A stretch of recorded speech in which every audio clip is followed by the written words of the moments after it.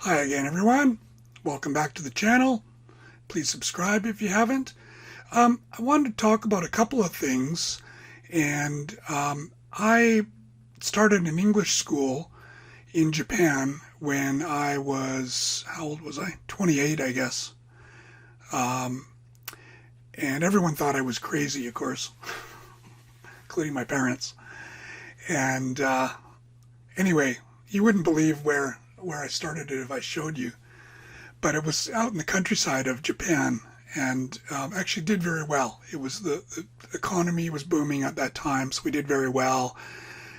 We eventually got up to 4 branches, 200 students, including classes at various companies: Fujifilm, Mitsubishi Kiki, Kosei Optronics, Mitsubishi Chemical, GS Yuasa, probably forgetting a couple, Morohoshi Songyo. So we had company classes, we taught children, we taught everyone. But we were in a small city called Minami Ashigara, mostly. We also had a branch in Hodano and then Shibusawa in Kanagawa.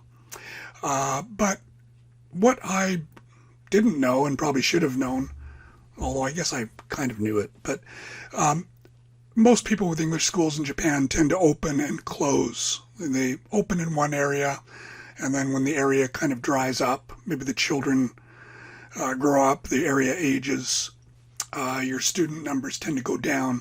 So then you open up in another area that's booming. So we did, technically, we did do that. I just didn't really consciously do that. But finally in Minami Ashigara, the writing was kind of on the wall. And although technically I still have my English school, I'm mostly teaching online. I sell classes at Udemy, and I do some live classes on Zoom. Once the pandemic's over, I'll probably have a couple of classes, but it's not like it was before. So yeah, I could see the business kind of going down. The town was aging. There weren't as many children. People tend to travel to the bigger city next door, which is Odawara, to study. And I really thought, what should I do after closing the schools? Because we're going to have these buildings. We own the buildings. And that's when I decided to do Airbnb. But it took a long time to really decide that. And I regret that it took so long. But it's hard to imagine what you can do with a place and whether it'll work or not. I emailed a friend about the same topic and thought I should make a video of it because I should explain some things. So yeah, I got into Airbnb when I realized that the situation in Japan, that Japan was much more into tourism. For a long time, Japan wasn't that interested in tourism. There wasn't much English for people.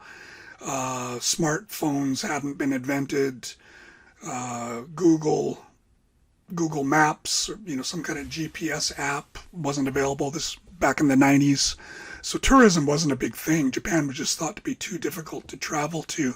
There were some people who were adventurous and they would come, but it was just thought, this may be too difficult. So once that changed, that's when I decided that, maybe Airbnb would work in Japan. So Japan's gotten serious about tourism. Japan's changed very much. So the climate for having a guest house is definitely better than it was. And to be honest, running guest houses is so much easier than running an English school. Or various branches of an English school. And, dealing with teachers. I love teachers, but being the boss of teachers is a challenge. So, dealing with my guest house staff is so much easier.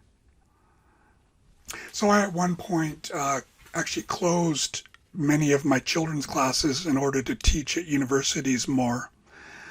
That came well before opening the guest houses. So I thought I was just going to be a university teacher.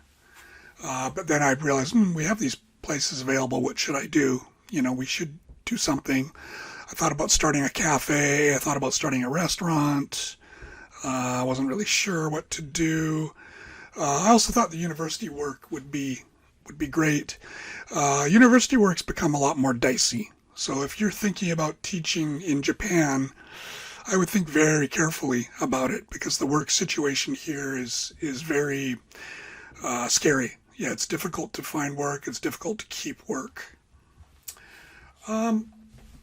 Yeah, for that reason, I'm trying to have different income streams. So I've got my university work. I teach at a couple of universities in Kanagawa, and I've started to make classes that I sell on Udemy, and I've started this YouTube channel.